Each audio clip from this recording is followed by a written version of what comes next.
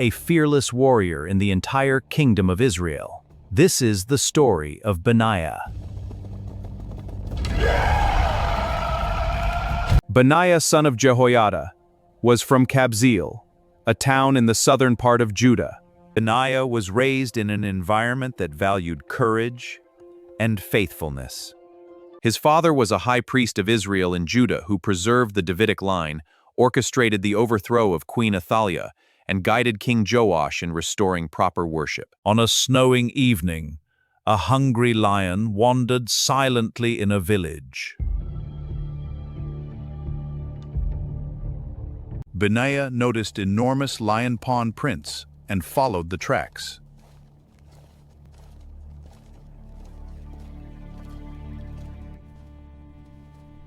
The tracks ended beside a deep pit.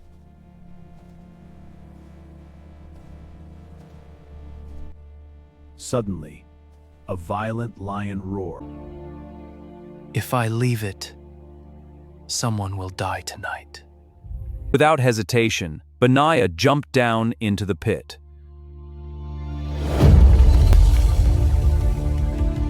In a flash of pure bravery, Benaiah struck the lion down.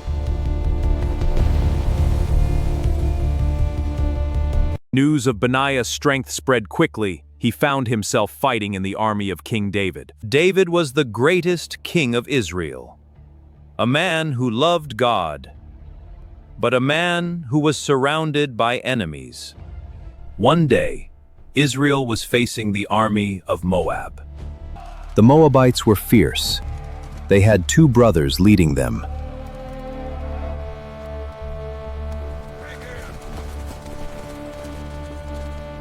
These two men were known as the greatest warriors in all of Moab. They challenged the Israelites, mocking them. The Israelite soldiers were nervous. But Benaiah stepped forward. The two brothers charged at him at the exact same time. Benaiah was too smart, and his faith was too strong. With his sword, he struck down the mightiest warriors of the Moab.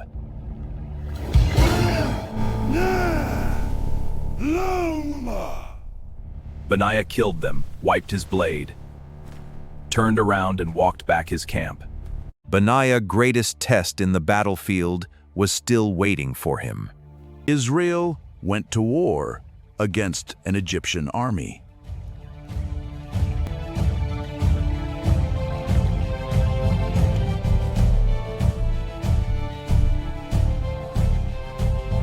The Egyptians had a secret weapon. A giant. This Egyptian giant was absolutely huge. He stood almost 8 feet tall. The most terrifying thing about him was his weapon. He carried a spear so thick and heavy that a normal man couldn't even lift it.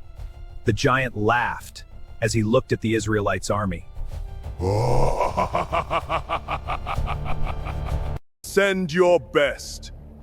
I will feed him to the birds.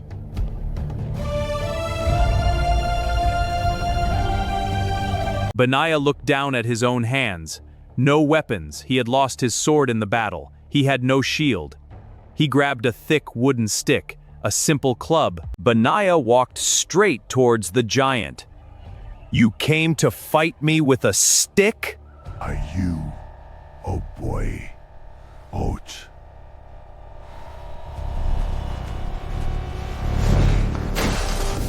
The heavy spear missed him by just an inch. Then before the giant could pull his arm back, Benaiah grabbed the wooden shaft of the spear. With massive pull, Benaiah ripped the heavy spear right out of the giant hand. Benaiah spun the massive spear around, used the giant's own weapon against him. The giant fell to the ground dead. When King David saw this, he knew Benaiah was rare. David didn't just want Benaiah in his army anymore. King David wanted him closer. King David made Benaiah the captain of his own personal bodyguard. Benaiah's job was to keep King David alive. For years, Benaiah stood silently by the king's throne. Watched. He listened. He protected. While politicians argued and princes played games, Benaiah was the quiet shadow in the room. He didn't care about gold. He didn't care about power. He only cared about loyalty. But years went by, and King David grew old. He could no longer lead the army, and no longer walk outside. God had chosen Solomon to be the next king.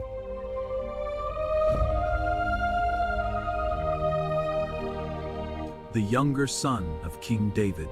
David's older son, Adoniah, was proud and greedy. He wanted the throne for himself. He knew his father was too weak to stop him. So, Adonijah made a secret plot to seal the throne.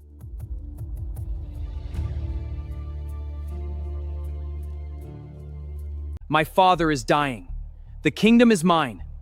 We will throw a massive feast and invite the army commanders. We will take the crown today. As you command. He needed powerful allies on his side. So he invited Joab, the supreme commander of the army. Adonijah invited Abiathar, the high priest. They all agreed to help him. With the army commanders and high priest on his side, Adonijah thought he was unstoppable.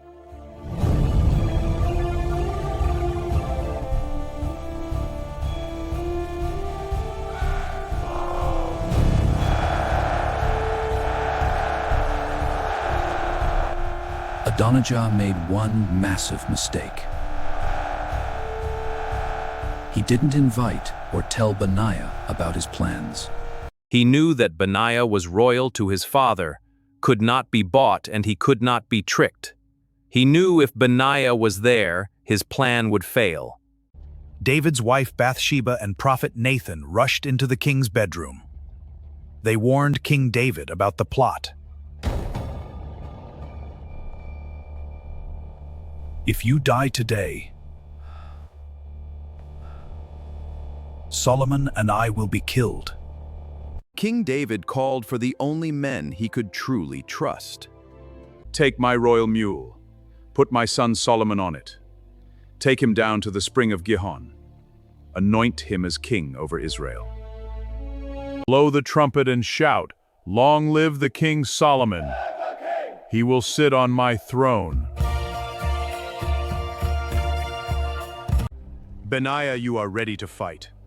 Because if Adonijah's men attacked, it would mean a bloody civil war in the streets of Jerusalem. I am ready, my king. Benaiah stepped forward. He didn't hesitate. May the Lord, the God of my king, just as the Lord was with you, may he be with Solomon. We will make his throne even greater than yours. The priest poured the holy oil on Solomon's head. The trumpet was blown, and the people erupted into cheers. The ground shook. Far away, at his secret party, Adoniah heard the noise.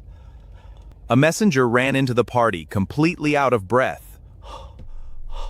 King David has just made Solomon king, and Benaiah and the royal guard are with him. The whole city is celebrating. When Joan and the other guests heard Benaiah's name, their blood ran cold. They knew what Benaiah was capable of. They knew they could not defeat him. Panic set in. The party was over, everyone dropped their food and ran for their lives. Adonijah was so terrified, he ran to the altar of God and held onto the horns, begging for mercy. Solomon showed him mercy that day, but the kingdom was not fully safe yet. King David finally passed away, leaving his final words of wisdom to Solomon. Adonijah couldn't accept defeat. He tried another sneaky trick to claim the throne. King Solomon realized that Adoniah will never stop trying to start a war. He had to be stopped. There were only one man to send, Benaiah. Benaiah walked to Adonijah's house and ended the threat forever. Next was Joab. Joab had been King David's commander for years, but he was a violent, disloyal man who had murdered innocent people for his own power. When Joab heard Benaiah was coming for him, he ran to the sacred tent of God. Benaiah walked into the tent and said, "The king said you should come out." No, I will die here. Benaiah was a soldier, but he respected God. He went back to King Solomon to ask what to do. The king said, "Do as he says. Strike him down there and bury him. It will be done." Benaiah returned to the tent. Benaiah raised his sword and brought justice to the kingdom. With the traitors gone, the kingdom of Israel finally had peace. Benaiah was made the supreme commander Of the entire army of Israel.